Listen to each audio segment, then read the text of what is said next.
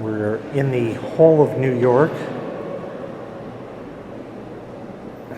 We might as well just make it the Hall of New Jersey at this point. I mean, you know, why not? What else are you going to call it, the Hall of New York? Come on. And, oh, look at the detail up there.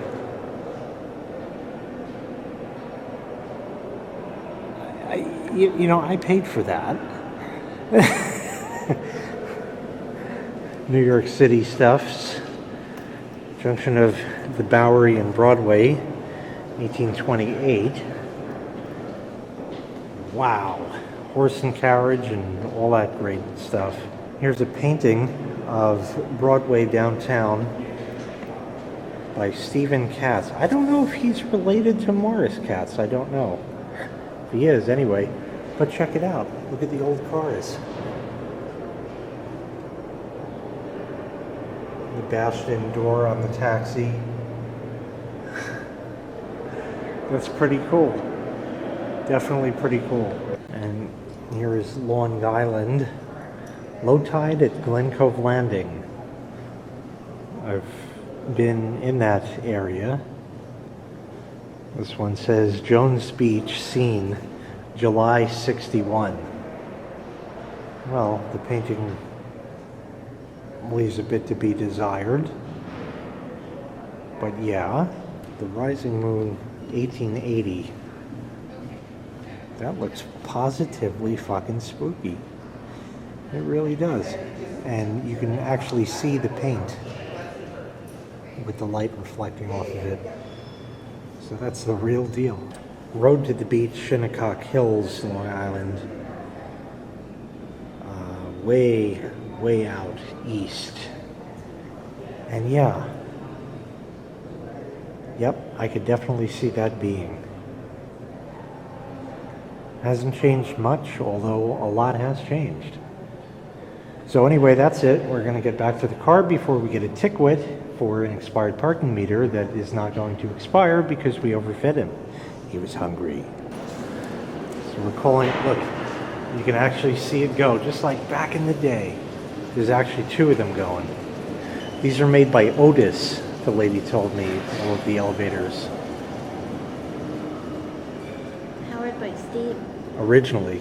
So just like New York, there was a lot of discordance and incongruity within that building.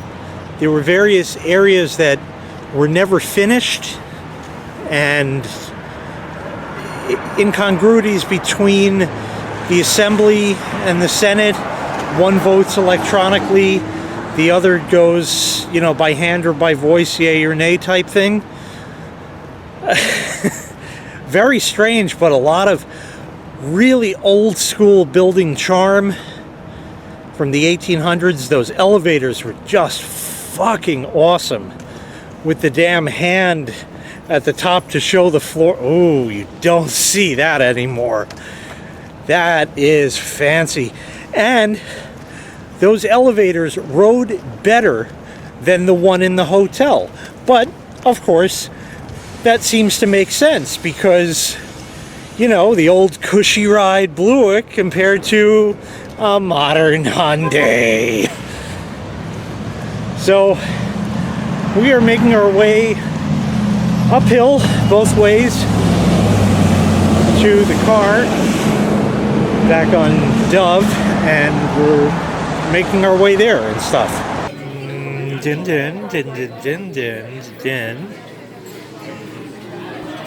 What is the Witten having? The same kind. 2 platters of stinky fish for dinner. Yes, they love that. So now it's all done. Yes, The plate it's just the cat of scraps. salmon is cleaned off. I just have to finish licking out the bowl and then take a cat bath and I'm all set. Yeah. So how was it? Oh my god. This was so good. The first bite of this was like an 86-degree summer day, 10 beers in, and I just pulled something off the grill. Just the taste of that was so incredible. I just stopped eating. I took one bite, I stopped eating. I was just like, I don't have to eat anymore. This is it. I'm there. I'm actually there. So, this was so good, so worth it, and excellent all around. And then the surprise happens. If it'll focus. Look! The light magically went the fuck out. And it won't focus for shit. There it is. It magically went out. Just because. Outside temperature 43, my ass. I don't fucking believe that for a second. It feels like 4 -3. Pretty cold, and it's getting like really frozen-y tomorrow, like in the teens, maybe if we're lucky. But the light magically went out. Interesting. I don't know what the deal was. Ooh, Praldi chips. Yeah, there's an Aldi here. They have the same shit as down by us, which of course I knew. So we went there too.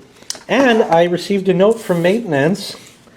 It says, "We're here to ensure you have a great stay.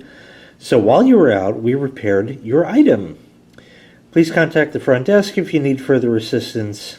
Len." And look what's here now.